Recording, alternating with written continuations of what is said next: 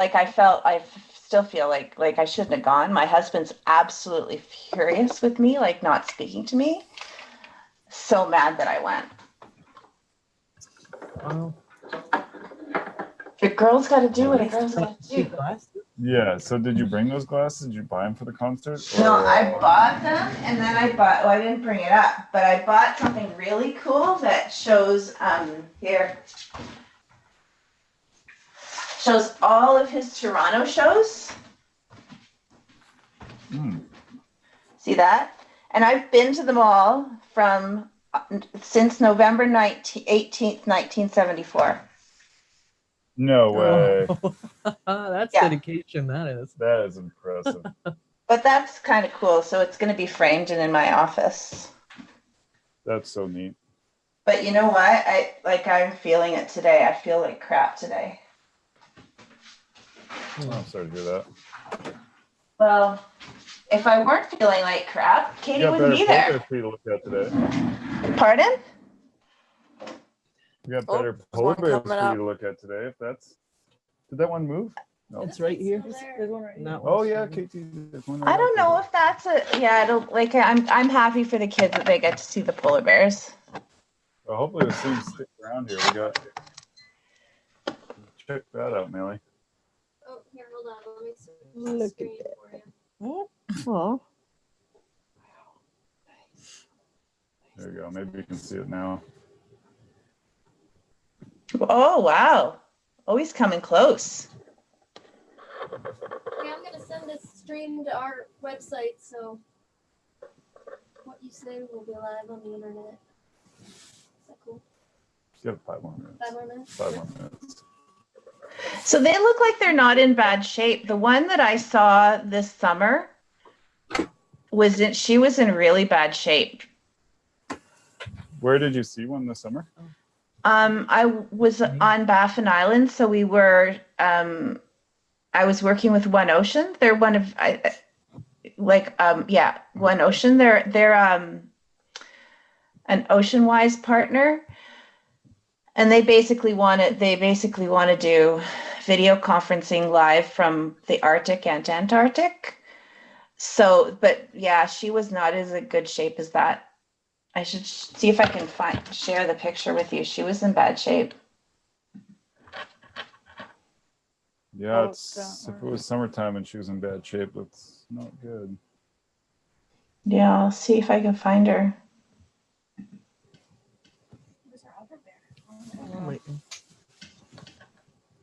This one looks to be not in excellent shape. Mm-hmm. You're showing Mally the bear? I'm just going to check one thing, Mally. Yep. Look at that. I fully expected this bear to disappear. Yeah.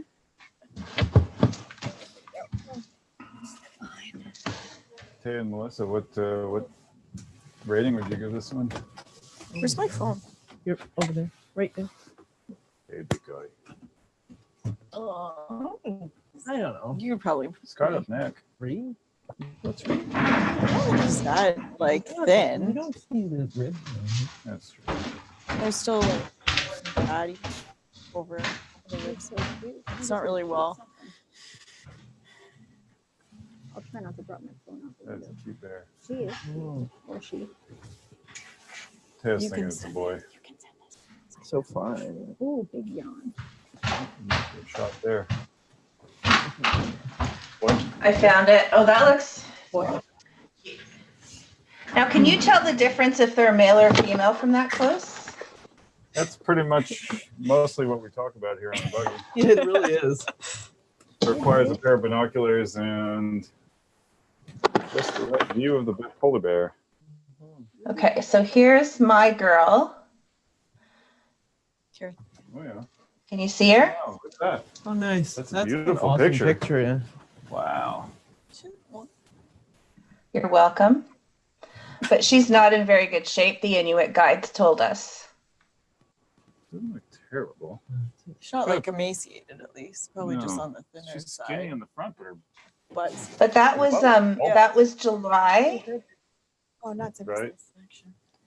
And then this is the other one. This guy was in good shape. Sorry, buddy, I scared you with the squeak. I wasn't anticipating the squeak. This guy was in pretty good shape, but he was on Walrus Island. Boy, you have some very nice pictures. You should have seen the camera that was packed to come up there. Oh, look at this. Pretty These nice. We two might have guys are some getting interaction pretty here, close. Mally. Let's see. Oh. Oh, yeah, they're coming towards each other. Oh boy. Uh-oh. Hopefully This is what the kids want. 10 minutes. Sweet. And if everybody agrees here, if this continues when we first get the kids on the line, we We'll should just go maybe straight just to go this. straight to this and we can Yeah. address Oh, what's I going on agree. and then do all the introductions. Yeah, for sure. Okay. Yeah, buddy. Oh. Oh, that is cute. KT, should we go live to our site then? You can So still Mally, film. we're going to go live Sorry? to can still Yeah. our website. No, but it's And so our conversation will be, logged, but we can, it's totally fine. Ooh, interesting. Are Oh, Oh, my wow. goodness. you really see the difference in size? Uh-huh. Oh, my goodness. Let me know when you're live. Okay. And I'm going to tell Jim to log in, but he's at lunch. Oh my goodness. This is pretty special, Mally. It is. Oh, they're going to Oh, spar. Wow. Wait. Okay, this could not have been more timely, hopefully. Webcast is going to be all of the panelists with their back to the camera. Yeah.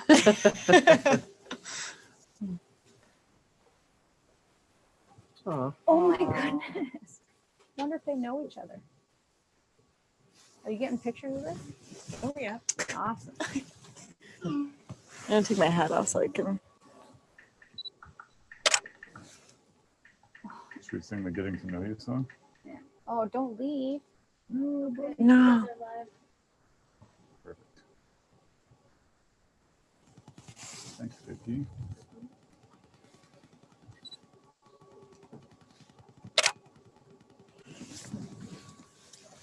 I feel like that one wanted to Like what? hang out. Yeah. And the other one didn't.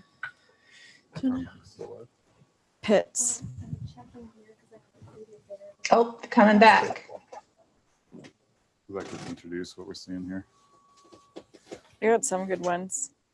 Might have to Got a cross little some of it video. out because of the I'd go low 3, thing there. Low 3.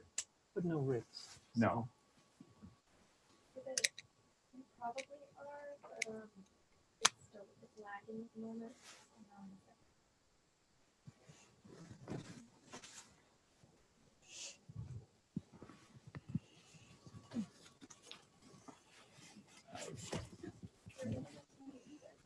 Yeah. Sorry.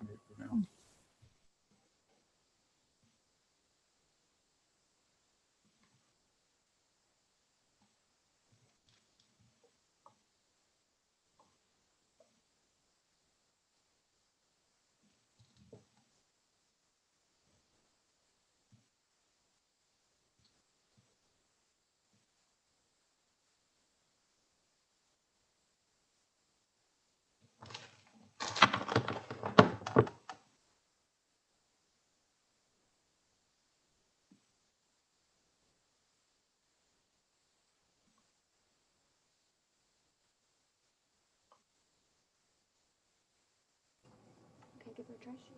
So if you're just joining us, this is Polar Bears International's Tender Connections. Today we're just enjoying a quick view before all the schools jump on with Connected North and taking it global. We're going to start here in about 7 or 8 minutes. We'll have students joining us from all over Canada, but you're definitely welcome to stick around here on the Polar Bears International website, join us, and maybe learn a few things about polar bears.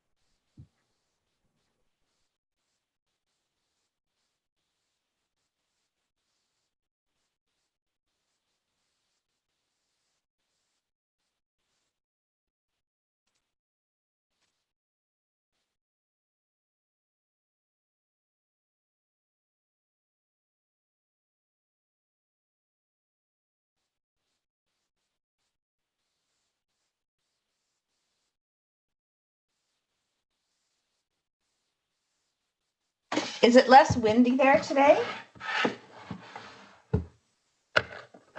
Yeah, it's much less windy today. It's almost just a light breeze, so we should be able to get a much better view from the camera outside. You can see the bears are a lot more active today too. They're not just laying in the willows trying to hide out. This is pretty, Mally, this is pretty special here. You know, it's almost like this, Oh, look at that. Hello. Hi, Hello. welcome Queen Elizabeth. Yeah, we're just getting ready, but I wanted you to know that this is a very rare sight. Cool. So the students want to come in. If you can mute your mic, Kelly, and then the others will be able to see that really well. Yeah, they're live right now on the Tundra buggy, and the two bears are together. So I just wanted to give you that heads up. Yeah, and this is BJ Kirschhofer with Polar Bears International on the buggy right now. Just to give you a little context, these are two male bears. We used our binoculars to identify that. We don't just guess out here. We're a science-based organization. And they almost look like they're starting their sparring behavior, although it is pretty warm out, and you know, polar bears wear a pretty heavy coat, so that type of behavior would heat them up pretty fast. But to have two, you know, male bears kind of go nose to nose here, we see it from time to time, but it's pretty special to be able to view this. If you were to see the inside of the buggy right now, all of our panelists have their faces smashed against the glass here. You can stand here and watch. Yeah. Yes. Welcome. Hello. Thank you. So you're seeing a live view outside of Tundra Buggy 1 right now. These two polar bears, these two male bears, are actually right behind where the presentation will be given today. So we might even be able to see it kind of floating behind our heads as we talk about these amazing animals.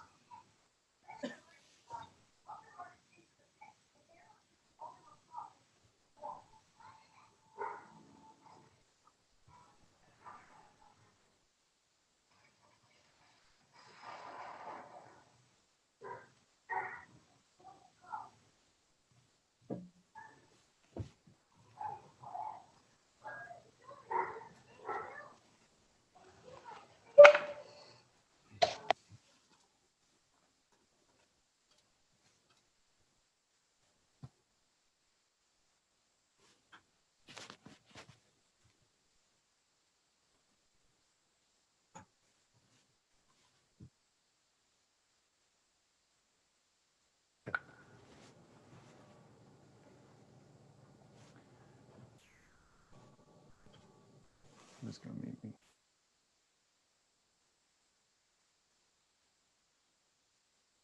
Oh, so just for those on Tundra Buggy 1, we've just learned that 3 of the Nunavut schools are not able to connect. So we might just have these 2 schools. Queen Elizabeth in Sioux Lookout, they're just coming in from lunch. And also the high school in Pang. Tanisha will be working in the back end to see if she can get the other schools to connect. But we'll wait for, we'll maybe give the students another 5 minutes to come in.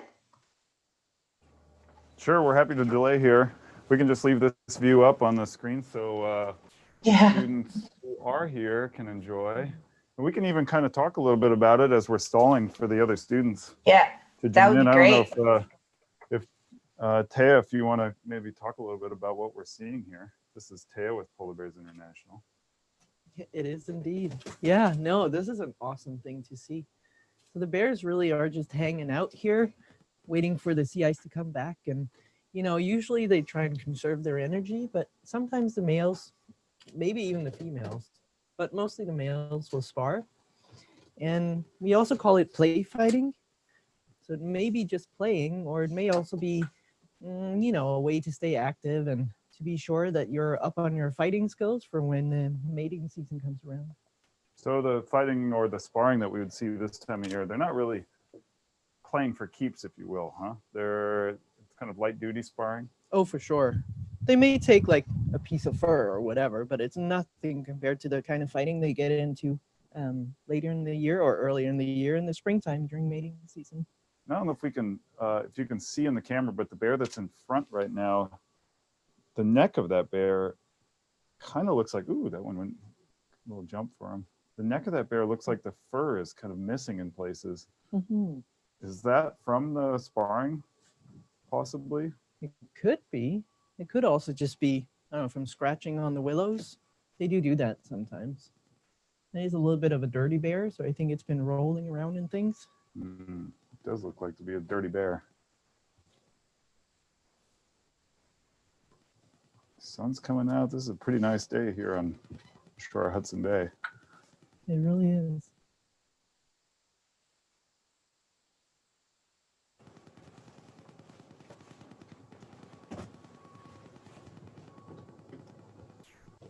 So if you're just joining us, this is live from Tundra Buggy 1 out on the shores of Hudson Bay, just outside of Churchill, Manitoba. We're just waiting for a few more classrooms to pop in. If you're joining on the Polar Bears International website, welcome. We're going to start here in just a few minutes. And please enjoy the view outside the window here. Of course, this is happening live. And our bears might be doing a little more sparring here.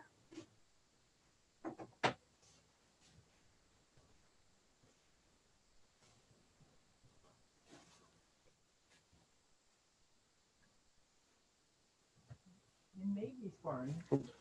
But one of the great things about the bears here is that you get to see these kinds of interactions. And, usually when the bears meet up, they're way out on the sea ice. But here in Churchill, because they're all on shore together, you see a lot of really interesting behaviors. Yeah, I would guess if you're wandering around the sea ice, just to be able to see two bears in the same place would be pretty rare, huh? It really is. So to have two here right behind us is pretty special. To me, it kind of looks like one of them is a little bit more eager to start sparring than the other one. The one that's closer to us, maybe, huh? Yeah. Yep. Oh, yeah, that one doesn't like it anymore. No. Well, I mean, the other one is a little bit bigger, so maybe that's one of the reasons. Boy, what a beautiful day. Especially compared to yesterday, where we weren't in a whiteout, but we had some really, really strong winds, and the whole buggy was shaking, and today it's nice and calm and sunny. Yeah, yesterday it was blowing maybe gusting to 70 kilometers an hour, so like 40 some miles an hour. It was howling outside. This is, oh wow. Oh, maybe.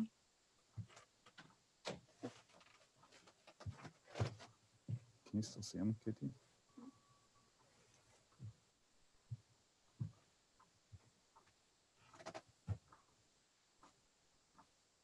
Oh, that's neat. Oh, You can that's see their breath. beautiful. Yeah.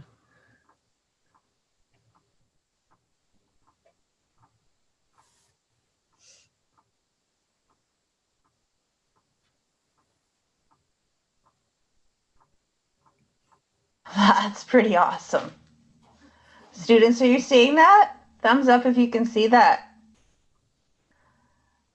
Okay, so we're going to be waiting for, we'll take a cue from Tundra Buggy 1 when they want to start the program, but I think this is probably the greatest opportunity that you have to see polar bears in their natural environment, and maybe we can formulate questions as this is happening, and BJ is moderating this. I think it speaks for itself. Yeah, absolutely. We're going to be, we have the opportunity to answer your questions at the end of this, towards the end of the show today. So please be thinking about maybe different polar bear questions. This is a good opportunity here. Maybe you've got questions about what they're doing right now, why they might be doing this, write them down. Yeah, exactly. Too. Here, we'll go ahead. Maybe think about any experiences you guys have had with polar bears anywhere. Some of you might have seen some in nature. Maybe you've seen some at a zoo. Maybe think about what you've seen and how it relates to what you see today. And if you haven't seen polar bears in the wild, maybe you don't live in an area where there's polar bears. Do you have any animals in your area that look or kind of behave like this? You know, you have something around your house that sort of has the same sort of tendencies, maybe. I don't know. I was thinking about little brothers. Well, that could be Maybe too. not. I was thinking about something maybe furry that you might pet on the head. Yes. Yeah. Did you talk about how rare this is to see right out here? Today's kind of amazing. Yeah, we touched on it a little bit. This is something that, you know, we might see a couple times a year out here. I think maybe I saw it once last year. KT is behind on the controls. She also spends a lot of time out here. She probably saw it a couple times last year. So this is pretty special. And of course it never happens during a webcast. So to have this all lined up, this is pretty awesome. Yeah, this is happening live. This is about, I don't know, 100 meters behind the buggy right now. And we have a camera on the outside that allows us to zoom in on this, on the bears here in the area and share that with you. So we could get started kind of whenever, if everybody's here and ready. And Sure. You don't even have to look at us. We can just watch the bears and talk over the top. Yeah. If we want to get rolling here, I know everybody's probably got pretty tight schedules. Mally, do we have all the schools? Well, I think we have the school right. I don't see any students in Pang, so I don't know if Tanisha's watching, but we'll just wait for them to come in. But we do have our school that's ready to go, and they're in Sioux Lookout in Queen Elizabeth School in Sioux Lookout. So if one of the students would like to maybe introduce yourself and let us know why you are interested in this webcast, because I know that this is a different focus class. So Miss Beatty, could you possibly let us introduce yourself and let us know why you were interested in this session? Okay, so I'm Mrs. Beatty. I have a travel and tourism class here, and then we also have two other classes joining us. We have Miss Dasno's, what do you want to call your class? Traditional Harvesting and Indigenous Studies. Traditional Harvesting and Indigenous Studies, and then we also have Miss Wilson's Biology, grade 11 Biology class. So we kind of all are here for different reasons, but I know in our travel and tourism class, we've been learning about ecotourism. So that's kind of one area that we're interested in today. That's awesome. Thanks for the introduction. You guys are getting like the best show ever. And Pang, are you able to join us? If you're having difficulty with the sound, there is a mute and unmute button. Okay. On the touchpad. Can you hear us? Yeah, we can hear you. Would you like to introduce yourselves and tell us a little bit about why you're interested in the session? Sorry, we're just trying to get connected so we can see us. My apologies. You keep doing what you're doing there. We're just having some technical difficulties. You know what? It's not important. We can see you, which is the important thing. So we can see you. So I really encourage you to sit down and enjoy and not worry about seeing yourself. Okay. Okay. Have a seat, guys. Can you guys introduce yourselves, where you're from and where you live and why you were excited about joining this session? Introduce yourself. I'll get you a chair. Hi, why don't you introduce yourself, ladies? We probably want to move this a little bit back so that we can see everyone. Yes. Okay. Who would like to share? They're waiting for you.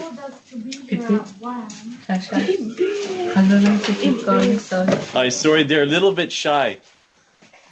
Oh, we could have one of the teachers introduce the community and what school you're at and tell us how many students you have there, maybe. Okay, my name is Brandon. I'm the vice principal here at the school in Pegnerton. And we didn't actually register for the session. This was kind of like a test session because we were having issues. But these wonderful students were down here and told us that it was working well because we had difficulty for a while. So they're going to be sitting in because they seem really interested with the polar bears. Awesome. Okay, we'll just get you guys to mute your mic then for now, and then we can get started. Okay. Okay, so I will, if you can mute your mic, as Katie said, so I'm going to turn it over to the people in Tundra 1 in Churchill, Manitoba, and off we go with polar bears in my backyard, session 2 for Connected North. Over to you guys. Great. Well, welcome again. This is BJ Kershaw. And this is our Tundra Connections program. And we're very happy to be partnering with Connected North and taking it global today and this whole week. It's really great to be connecting with you. You know, typically when we do this program, we chat with students that are quite a bit further south than us, and it's great to be connecting with some students that actually have polar bears in their backyard and are north of us here in Churchill, Manitoba. So we're going to talk a little bit about polar bears and living in the north today. This should last about an hour, probably a little shorter now, and we'll have time for questions. So start thinking about some questions that you may have for us on polar bears, but also I understand that some of you are learning about traditional harvests and indigenous studies. So if there's anything that kind of relates, especially the ecotourism thing here, of course, that's a big part of what makes that whole thing work here in Churchill. So I'm BJ. I'd like to pass it over to Taya, who's sitting next to me here, and we'll introduce everybody else that's on the panel today. All right, thank you. My name is Tia Beckcroft. I am a staff scientist with Polar Bears International. And what I mostly do is, well, talk to people like you about polar bears, but I also do research, of course, and that's mostly about finding new ways that we can monitor polar bear health. On to you. Hi, everyone. My name's Melissa Kaliesha. I'm a PhD student from York University in Toronto, Canada. And I'm really interested in learning about what bears eat. So I look at their diet and I also look at their body condition and how that relates to their habitat. Hi, everyone. I think most of the people on Sioux North End will know who I am. My name's Katie Birch. I'm a teacher in Sioux Lookout, and I also work for Connected North and Taking It Global. And I am so honored to be here with all these incredible people at PBI to help you guys learn about polar bears. And Sioux North, you sent me some great questions, and I incorporated them into our program for today. But you will also have time at the end. Every school will have time to ask questions as well as we go along. So let's get started. Cool. So right now, maybe we'll set the stage a little bit for you. We're on a tundra buggy. So those of you that are studying ecotourism, of course, this is one of the main drivers of the economy here in Churchill itself. We're not too far outside of town. When it's dark out here, you can see the lights of town on the horizon there. There's several other tundra buggies around us, of course, watching this polar bear show that's happening right outside the door there. So that's kind of where we're at. This vehicle here has been provided by one of the ecotourism companies. That's Frontiers North, Tundra Buggy, the company itself. And they allow us to connect to classrooms like yours for the entire polar bear season right here from this space here. So it's been a huge value to us. Mm-hmm. That's a little bit about us and where we are. I think we want to talk a little bit about the animals that are outside the window there. And, we'll show you a few props as we go through it, but the show is so good outside, we probably won't concentrate too much on us. But maybe we could just talk about a little bit about what makes a polar bear a polar bear. I see some pretty big things swinging around out there. We got some big paws swinging around. Like, let's talk about their feet. I think so. Let's talk about what these big feet are. Do we have some props here that we can show off? We do. We have some claws that we can show off. Here's actually a polar bear claw right here. And so you can see that there's a pointy end. It's also curved. It's a bit shorter. If you look at this grizzly bear claw or a brown bear claw, you can see it's a bit longer. And these are really specialized for their habitat and for their prey species. So bears really need these sharper claws and these shorter claws to really grab onto their prey species. Also, not right now, but once the sea ice comes in, these claws will also help them move around on the ice and able to climb up and down some larger ice blocks, as well as when they're on land, they can climb up some cliffs. So it's really important that these are a little bit shorter and pointy as well compared to this grizzly one that would kind of hang around in the dirt and dig around and that kind of stuff. So of course the claws are attached to the paw. And their paw, yeah, as you guys can see from that video, bears are pretty large, and you can see some of their paws kind of swinging around out there. Not right now it looks, but maybe in a couple of minutes they'll start their sparring over again.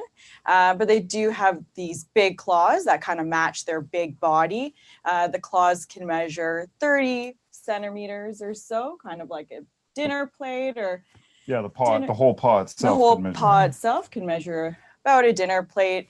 Obviously, depending on your back foot. Have a little bit walking around the eye, and then the toe. Feet or the paws a little bit warmer, as well as helping kind of create that friction and making sure that the bears aren't slipping as they're traveling along the sea ice, kind of looking for their prey or looking for their mate potentially. So when you guys were out the back looking at the polar bears and figuring out what gender they were, identifying these two bears as males, how do they know what gender each other are? Like, how do they know who's around in the area? Is that something to do with their paws? Who wants to answer that one? Me. Okay.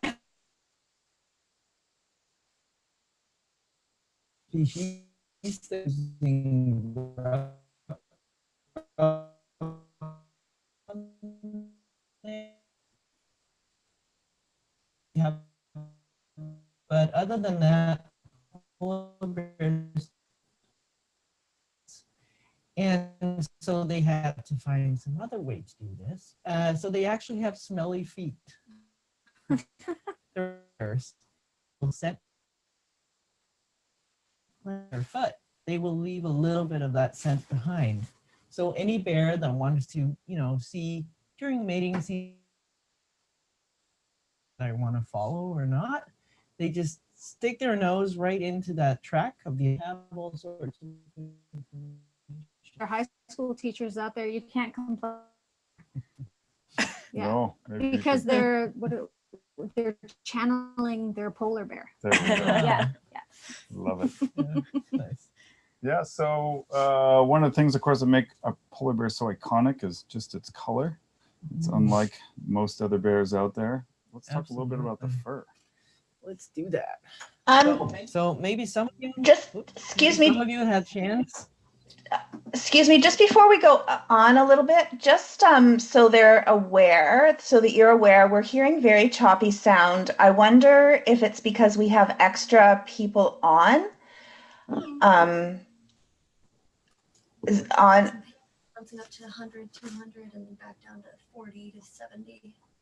Yeah, and we're going to cut the feed off in Pang, so that could be using up bandwidth. So can we just be patient for just a second? Totally. Let's go take a look at those bears out there, maybe. Yeah, take a look at the bears.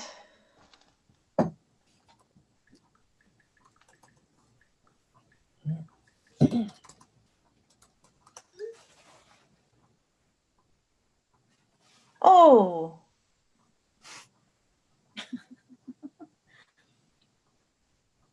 Can't really see what's happening out there. What's going on? I was gonna You go can take see a them little.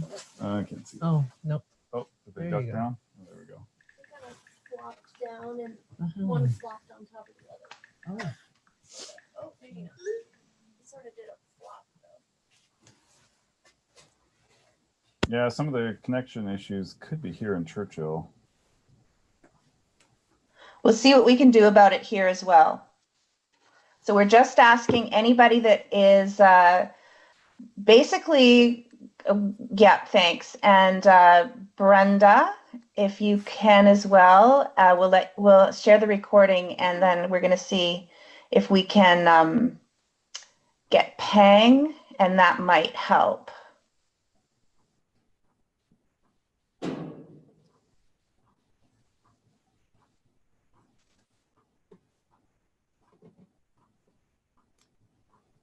And Hall Beach just reached out, Kayla, that there might be a storm there because no one is reachable at the school today. So weather happens. Weather happens. It really does.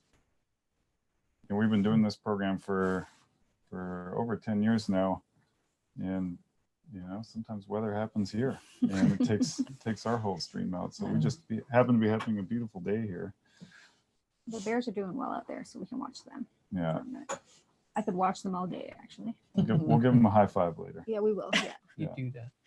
Okay, let's Mrs. Beatty, can you let me know, because I'll hear as well, if this is a little bit better. So over to you, Tundra Buggy 1. So Tay was just kind of talking a little bit about the polar bear fur and what makes it so special. Yeah. So, well, there are many things that make polar bear fur special, but of course one of them is the color, as BJ was saying before. So really, they don't have any pigment in them. So, I mean, they're not see-through because you still have the hair matrix, like what the hair is made up of, but you don't have any pigment in them. So they really are quite white to look at. But despite that, if you go a little bit deeper, you'll see that polar bears actually have black skin, sorry. And you can see that on their skin. You can also see it, on the lips, around the eyes, on the nose, and also under the feet.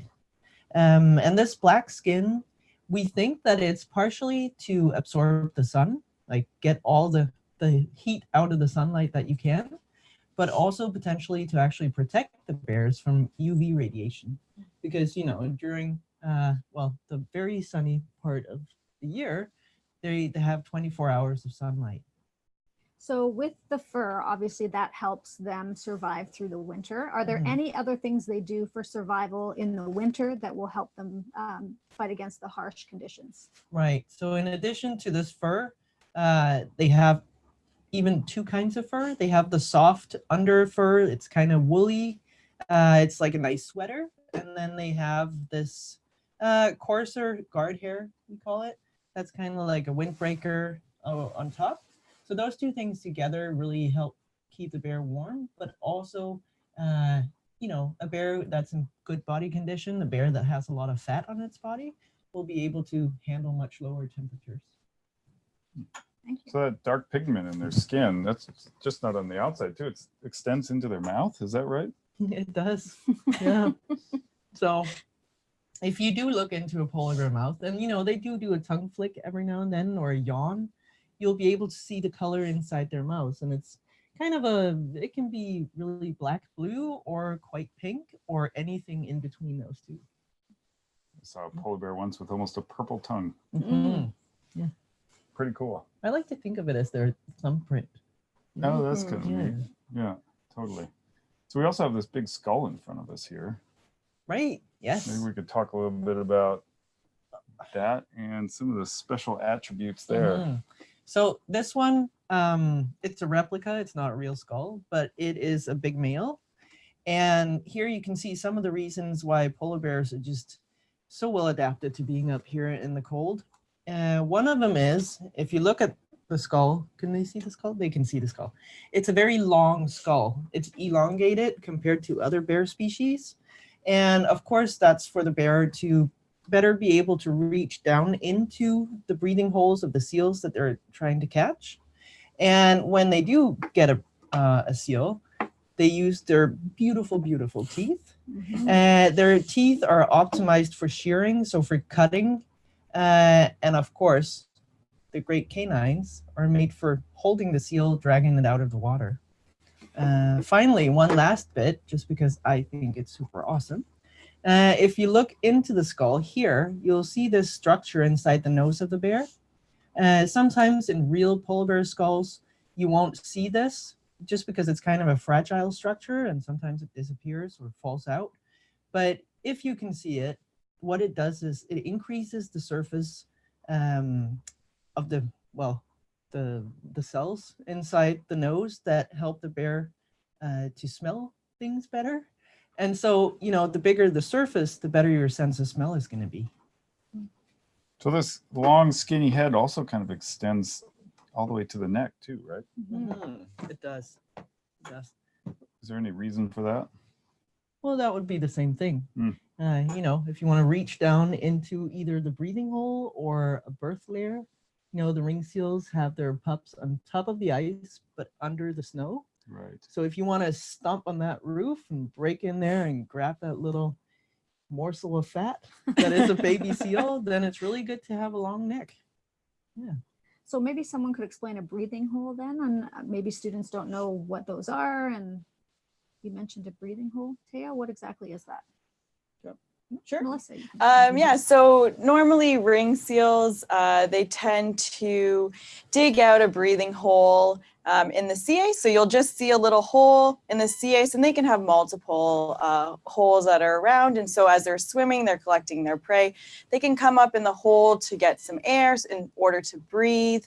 So they'll have them kind of all hanging around. And then in the birth layer, there will also be a breathing hole in which the mom can go out and gather some food and then come back while the seal pup is still kind of safe and protected within that birth layer. But it's really just so that they can kind of also pop out and haul out on the ice if it's a nice, warm, sunny day, and also to molt to get rid of some of their old, shed their old skin, and then jump back in the breathing hole to kind of go around and find some nice fish to prey on.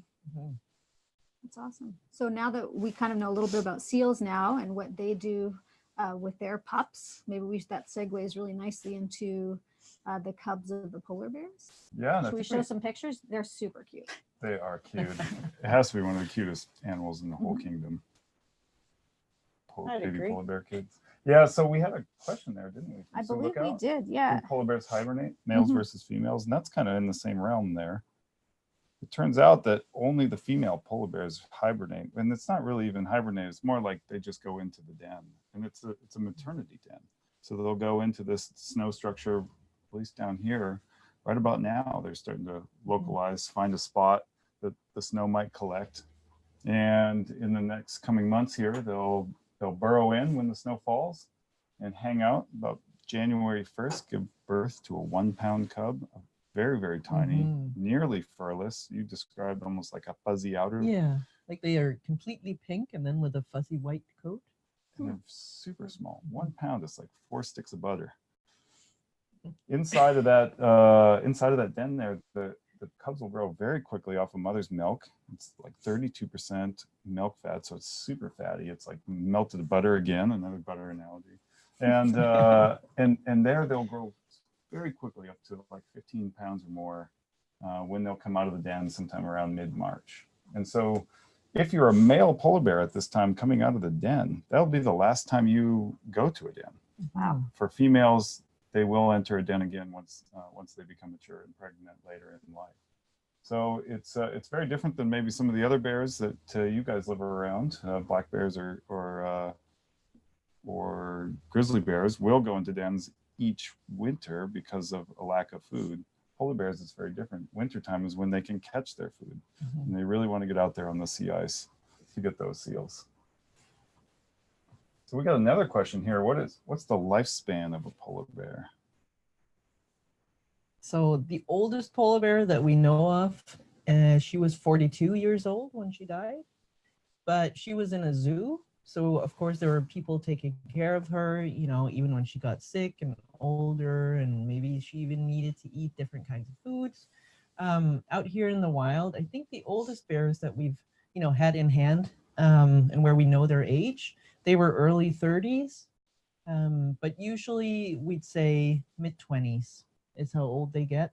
And the females will usually get a little bit older than the males, just because the males, they do this sparring, but it's more serious business during the mating season. Very cool. It So is. we talked a little bit earlier, about what polar bears eat, but really, what is their favorite food? So their favorite food are ring seal. And that's pretty much because, so they have a circumpolar distribution, which means they're found entirely around the North Pole. So they're found, they kind of overlap with a polar bear's distribution. They're also a little bit smaller. They're the smallest seal species within the Arctic. So they're a little bit easier for polar bears to catch and to eat, but bears also eat bearded seals, which are a bit larger. Sometimes they can even get a walrus or some beluga whales, or if there's a carcass, like a bowhead whale carcass that maybe comes on shore, they'll kind of just eat anything they can really get, but preferably some of that nice ring seal blubber or ring seal fat. So Sue North had a question. Actually, bears in Ontario eat berries, and there is some research to say that polar bears can eat berries as well. But if they can't get berries or seal, what are their food? What happens?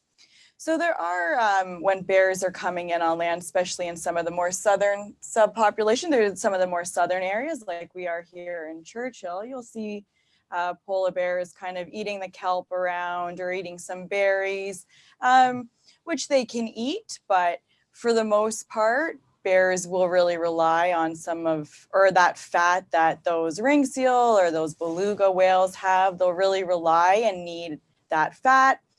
They'll kind of accumulate or store all that fat within their tissue, and that's when they're kind of coming off of the sea ice right after they've fed, a little bit fattier, a little bit larger, which is really nice to see some of those healthier bears. Mm-hmm. But they do really need that fat in order to survive, especially in order to survive those long periods when they are on land. So we do have an ecotourism study going on right now with the students.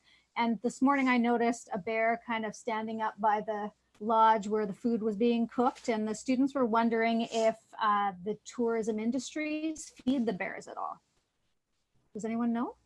So that's a pretty big no-no out here, to feed polar bears. And if it happens, it's pretty much an express trip back to town, and they'll just your tour is over for the day. So they do talk to the tourists here, and we have rules here on the buggy too, where all the food, our lunch just stays inside the buggy here. We'll eat in this space. If you're going to go outside or have the windows down, we keep the food away from those areas. So no, we don't see anybody feeding bears here. The thing is, you don't really want polar bears or any other wild animals to associate people with food, because usually that just means that you have a problem bear, a trouble bear on your hands that will seek humans, and that usually doesn't end too well for the bear.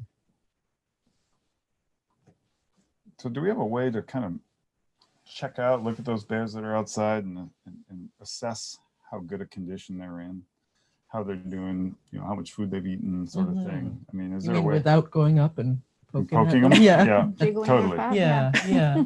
So we do have this fat condition index score that I think you guys are looking at right now, and it's category 1 to 5. They also have other names that you can see on the sheet there, and it really describes how to determine how healthy the bear is, how round it is, how healthy the bear is. So we'll score the bear, say, oh, that's a 3 and that's a 2, or and of course, again, the rounder the bear is, the better. So were you able to kind of take a peek at these bears out here and assess the score to the 2 that we saw wrestling? Well, I mean, one of them is a little chubbier than the other, for sure. So maybe 3 and the low 3 is kind of what I'm thinking. But of course, these bears still have, well, hopefully not too long, but they do at least have a couple of weeks where they're still on shore here. And they are fasting while they're here. So they lose about 1 kilo or 2.2 pounds per day that they're on land. So, the sooner we can get the sea ice back, the better, because then they can get out there and get the seals and all the seal fat. So that kind of leads into a really great question: is how much does the sea ice have an impact on a polar bear's survival? Who wants to do the sea ice question? Melissa's got this. Melissa's Sure. got this. Okay. So the sea ice is really important for several reasons. It's really the habitat of the polar bear. They use it to travel, they use it to find their mates, they use it to find their prey or to feed. They really need that platform in order to hunt their prey species. So like we were talking about before with the breathing holes and the long necks, polar bears need that platform, that sea ice around that breathing hole in order to kind of stick their narrow skull in, their long elongated neck, and pull out that ring seal. They also need the sea ice to capture other prey species or get prey when they're in a birth layer. So it's really important for them to to get around, to get their food, to find a mate.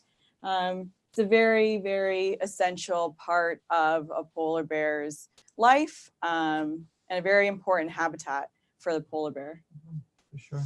So what exactly is sea ice? Maybe not everybody lives around sea ice. What makes up sea ice? What's different than maybe regular lake ice or something that you might have at other places in Canada? Well, it's on the sea. Yeah, I was gonna start with that. Okay. Yeah. Well, it is a little bit in the fact that if you go out here on the bay on a nice spring day and you take one of those hopefully nice pieces of sea ice and you turn it around, it's not just white underneath like it would be, in a lake or a pond or whatever. Out here, this is where the whole ecosystem has its start, if you will, the whole food chain, because underneath you'll see it has this rusty color almost, and that's because you have algae growing underneath the sea ice. And these algae will then feed the entire food chain. So it'll start with the diatoms, and then we go to the copepods, and then we go to the fish that then feed the seal, that feed the polar bear. So you'll see that sea ice here, like Melissa just said, it's important for the polar bears in order for them to be able to catch their prey. But really, it's also incredibly important for the polar bears because without this sea ice, healthy sea ice, and without the algae growing underneath, you wouldn't have that whole food chain that leads to the fish that, make sure that the seals are around and available for the bears to eat. So if the sea ice is melting then in the spring, so can the polar bear swim a long ways to access the ice, like to get on a platform of ice for hunting? And how far can they swim? Well, like Melissa said, they have really big paws and they use them to swim with. So they'll be dog paddling with their front paws and the back paws are kind of just floating. But they can swim really far, not that fast, but very far. And there was one adult female polar bear who was wearing a satellite collar, so we had GPS positions for her. And because we have those positions, we know that she swam over the course of 9 days. She swam continuously about 700 kilometers or 420 miles. So that's quite a ways. She did also lose her cub during this swim, and she lost 22% of her body weight. So it is a very costly way to travel, but polar bears can swim quite far. Awesome, thank you. Do we have a way of measuring the sea ice? So the way, I am not a sea ice scientist, so okay. Someone else can explain this in much more detail than I can. But we do have satellites that will measure the thickness and the extent of the sea ice. And in addition to that, in various parts of the Arctic, we also have people who actually go out either on the icebreakers. I know that they have scientists on board measuring the thickness of the ice, but also in other places where you'll have people go out and drill an ice core a core in the ice and also measure the thickness, just so we can validate the information that we're getting from the satellites. Mm-hmm. Would you say that because sea ice melts, has the climate changed in some way that would maybe impact the polar bear population? Oh, for sure. Could you explain For sure. maybe? So as we've said several times now, if there is no sea ice, you don't have any polar bears. And, you know, every time that we burn fossil fuels for energy, we are releasing this gas called CO2 or carbon dioxide. And there's a natural amount of carbon dioxide in our atmosphere. It's good. It keeps our Earth healthy. However, because we're burning all these fossil fuels, we're releasing just excessive amounts of this gas. And the effect it has is like a heat trapping blanket, if you will. So this blanket around the Earth that really is protecting us is now just getting thicker and thicker. And of course, that means that the Earth is heating up. And when you heat up the Earth, you're going to melt the poles, among many other things. Mm-hmm. Yeah. I think maybe because we have a unique experience of having just one classroom on, and I know you guys really wanted to talk to the students today. Mm-hmm. Maybe now, what do you think would be a good time to have the students maybe talk to you guys, and you guys can ask them some questions? I know that you had a question for them, so maybe you could shout that out to them and you guys can give us some responses at Sioux North over there. What was the question? So I think we were all kind of wondering if you guys had, if you wanted to share your experience that you maybe had with a polar bear. It could be in the wild, or maybe you had an experience with a polar bear at a zoo, or watching a documentary or anything like that, or any kind of neat experiences with bear or with animals that are kind of similar to polar bears. It'd be great to kind of hear some of those stories, I think. It's so rare for us to talk to people who are actually living up north on these webcasts. Most schools are a little bit further south, so it'd be great to hear your stories. Okay, does anyone have any questions or experiences with the polar bears? Anyone been to Winnipeg to see the zoo, the polar bears in the zoo there? Yes? Anyone want to share anything? Fort Severn over there. Who's from Fort Severn? Put your hand up if you're from Fort Severn. If you've been in Fort Severn, then you've probably seen a polar bear. Has anyone here ever seen a polar bear in the wild? We got a hand back there. Yeah. It's one of our teachers, Beth Dasno. Oh, that's okay. Beth, you could tell us about your story. That would be awesome. Okay, so we flew up to Peawanuck with some, that's on the coast of Dave Bay, on the Weenus River. And we were with some tourists from Germany that they had a big checklist and they were trying to spot the largest mammals of the world and check them off their list. So they had gone up to Peawanuck actually to see a whale, not a polar bear. But we were doing a polar bear walk along the shoreline, and we saw many bears. We probably saw about 4 or 5.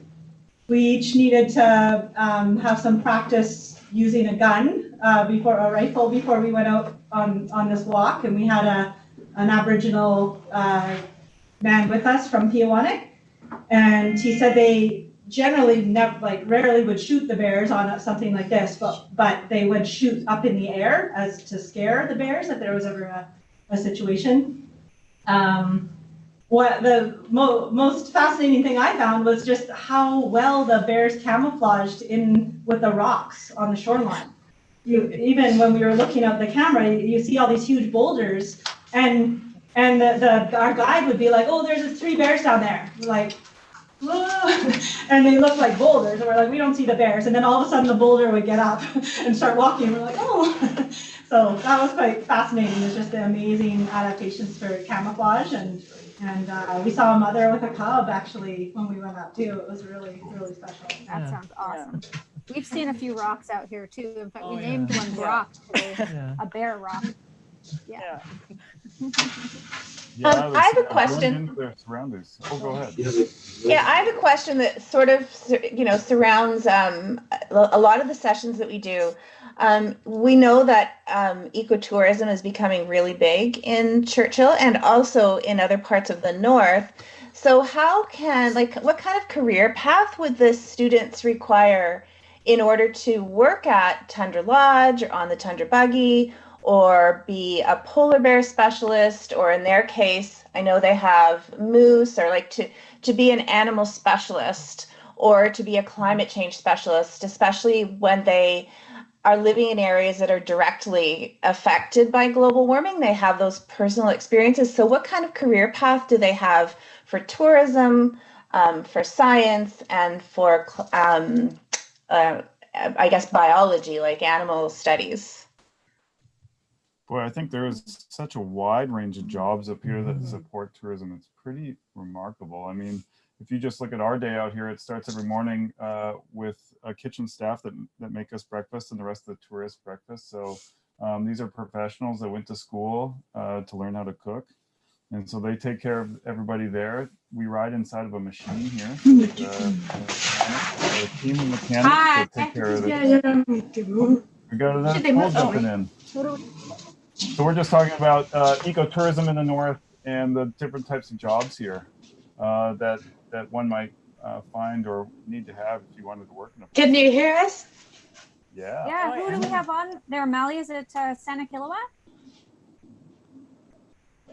I'm not sure, but I don't know because all the cameras have been disabled, so we're not sure. Which school are we hearing? Penguin, Watergroup School. Okay. Oh, great.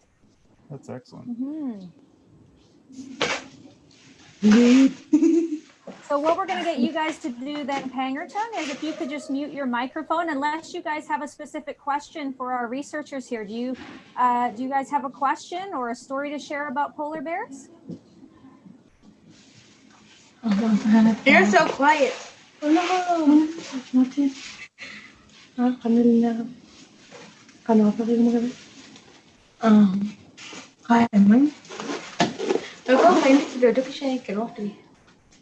gonna mute it now. Oh, perfect. Okay, Go thanks, ahead and Pang. mute then if you guys don't have a question. Yeah. So we've got for supporting ecotourism here, we've got mechanics, we've got cooks.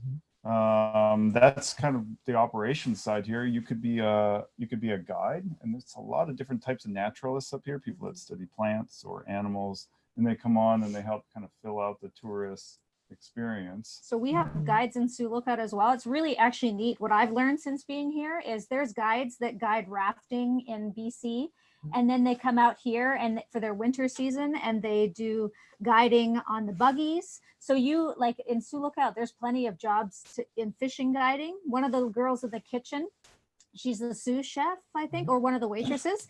She works at a fishing lodge in the summer out in Haida Gwaii, and then she comes out here and works. So you really could work all year round as a guide just by building up your knowledge about this area as well as the areas that you're working in Sioux Lookout. So it's kind of neat to know that that job that's a seasonal job could really be a year-round job. So that's really neat. I just want to add that there are also a lot of people working with polar bears or in the high Arctic on board ships. Oh. Yeah, so if you do want to work on board ships as a naturalist, general naturalist, or a polar bear specialist, or, you know, a bird specialist, anything really that you guys were mentioning before, it's really good to take, you know, to have some practical skills with driving a Zodiac and weapon handling skills. And also actually people handling skills are really important. So in addition to, like, you know, practicing your public speaking, also maybe looking a bit into what goes into a hospitality business. You know, how do you handle a handful of tourists? Yeah. Oh, looks like our polar bears are getting up here. They had a little nap after their spar earlier, and now they're poking their heads up. We'll keep an eye to see what they do as we keep chatting here. Do we have other questions that you may have? Due North, maybe you guys have a question? I think you're still on mute in case you're... I was going to say, either they're on mute or incredibly well behaved. We were incredibly well behaved. We were on mute. I'm just asking if anyone has any questions. Anyone? Okay, one question I had, this summer I went to the zoo in Winnipeg and I saw the polar bear exhibit there, and I noticed this one polar bear was swimming back and forth, like repetitive behavior. And I wonder if there's any cause or reason behind that behavior that you see in the zoos.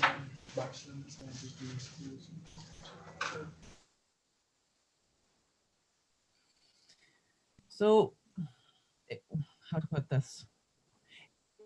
It varies a lot between different zoos, but all the zoos that we work with are, you know, they do everything they can to keep the bears activated, because polar bears are very into activities. They need a lot of new things on a daily basis in order for them to stay active and be happy polar bears, if you will. So most zoos do a really good job with that. However, sometimes, you know, especially if you get less than ideal zoos where the bears are then, sometimes they'll develop habits, just coping mechanisms, because they're not being challenged enough. And that would sometimes show in that repetitive behavior.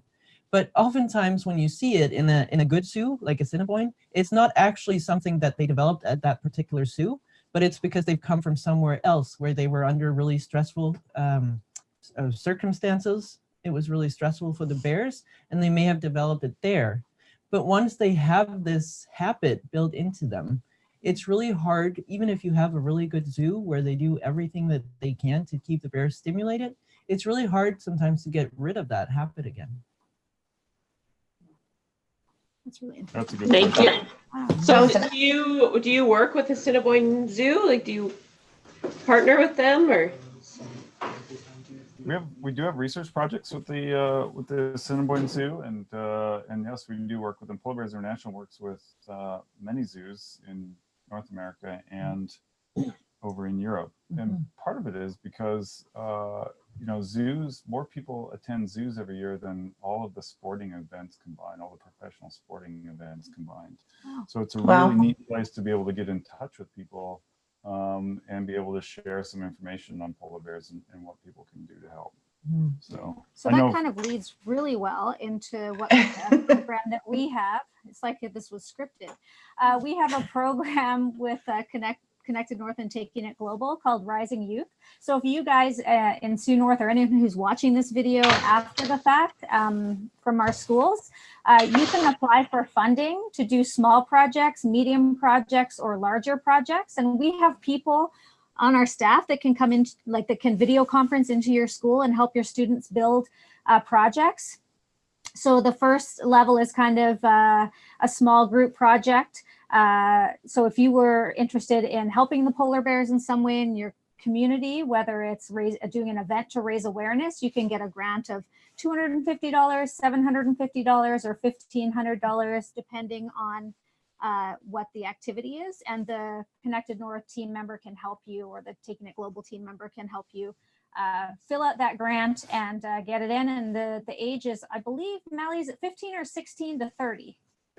It's 15 to 30, and I know that some of the teachers at Sioux North are already looking at ways to learn about the program. Ms. Dasno's already put something in place, and Ms. Carbone and Mr. Vincefi. So there'll be lots of opportunities. And just being in the community last week and hearing some of the concerns from the students and the teachers about the climate and climate change and the environment, I hope that they'll be able to turn those into action projects.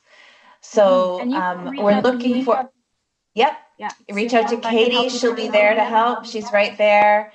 And we're looking forward to seeing what kind of actions the students can take regarding the environment, and local and globally. And maybe one thing that can be addressed is how, you know, for students that are in the South, why do our actions make an impact in the North? Like, even, you know, how does that all work together?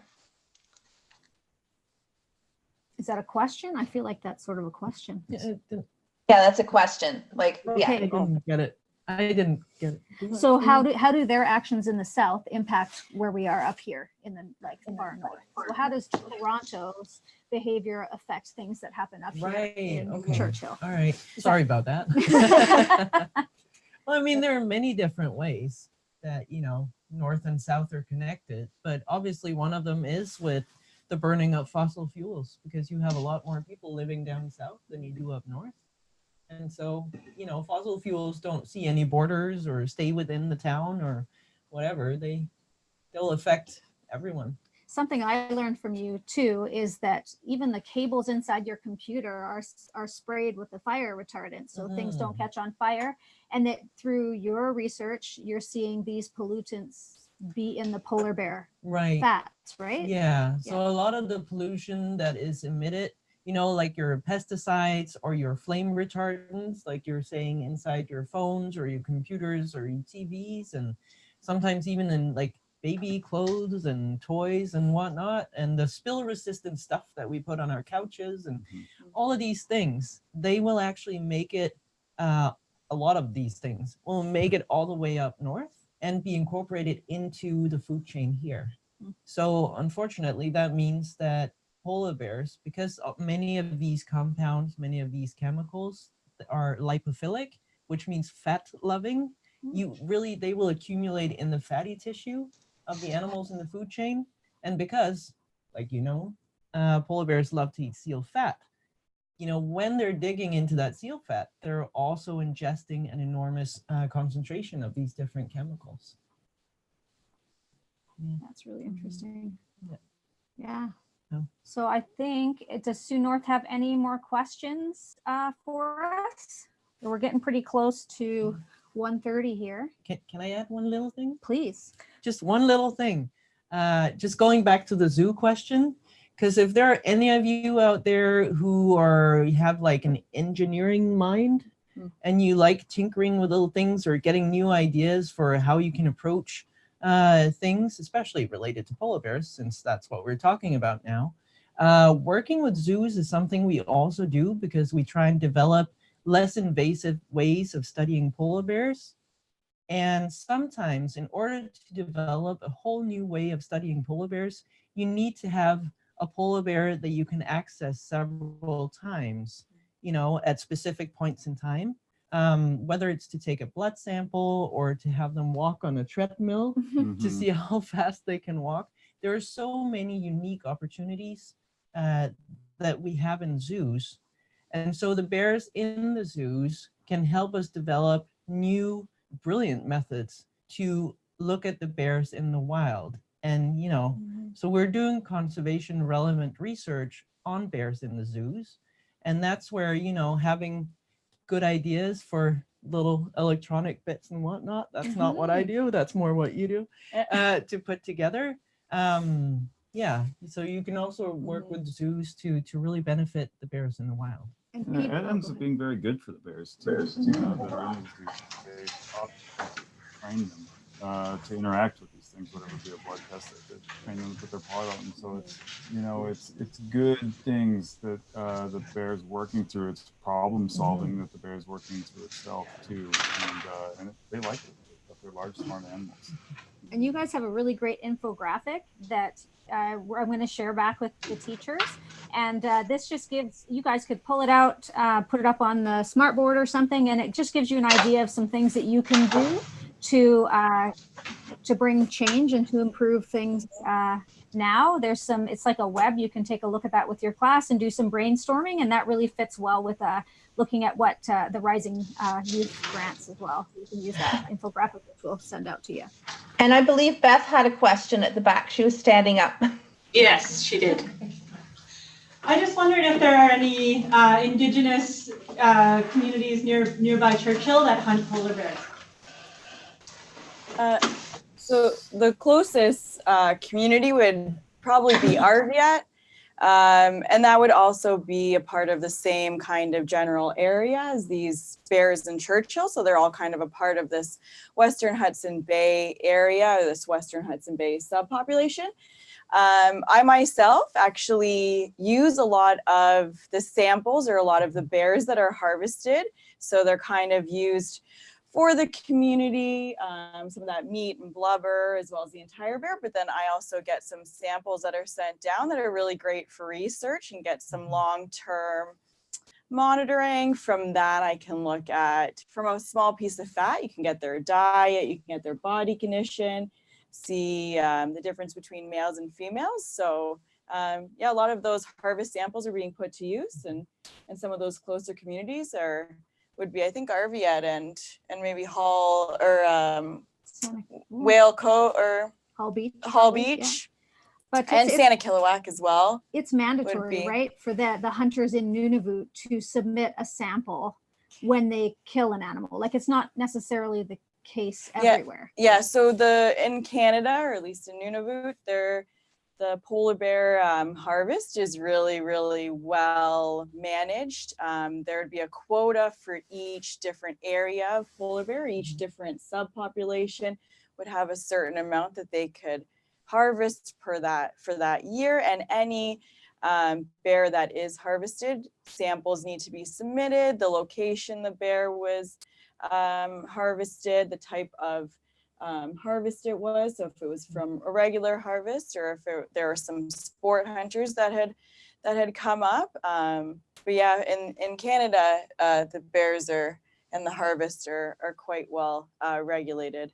Could you just quickly explain what subpopulation means? Oh, yeah, we kind of glazed over that. Yeah. Did you want, so I think we have a map. Oh yeah, okay. So there are 19 subpopulations throughout the Arctic, and they're really primarily used for management purposes.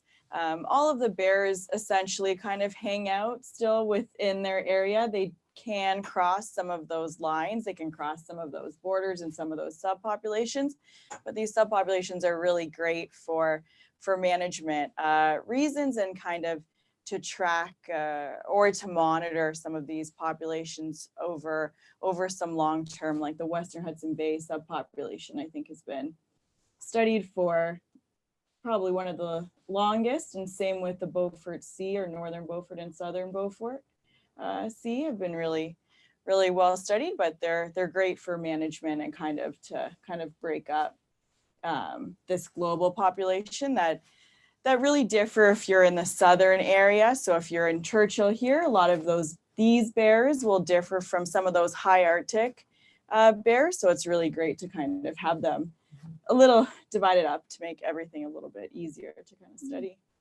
Yeah. And there's lots of resources on your website, the Polar Bears International, for teachers.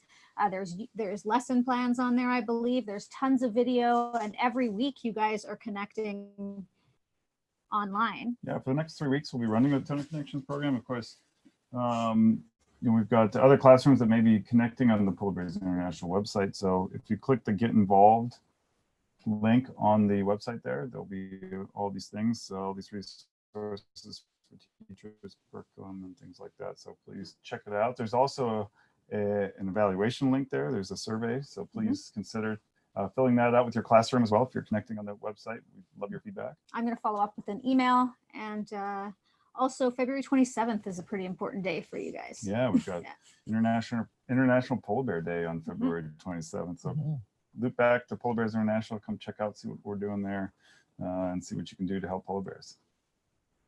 So thanks everybody for connecting today. We've got a ton of sponsors that help make all this stuff happen. All these programs are offered for free. So thanks to Frontiers North, Tender Buggy, who provide us this space.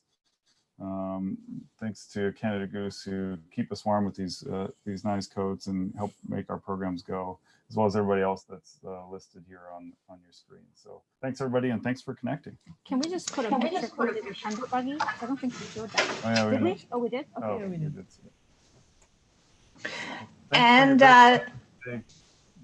And thanks students at Sioux North. It was great to see all of you, and your teachers have been texting me saying, that it was a great experience, and I'm really glad that you got to see the sort of the pinnacle of what you would want to see in a live polar bear experience. And thanks to all of you on the Tundra Buggy and for all you do for the polar bears and for the environment and for awareness. We really appreciate it. And we really want to encourage the students to take what they've learned and turn it into action in their schools and communities. So thanks, guys. Thank you so much. Thanks, everybody. Jim. Take care. Okay, bye.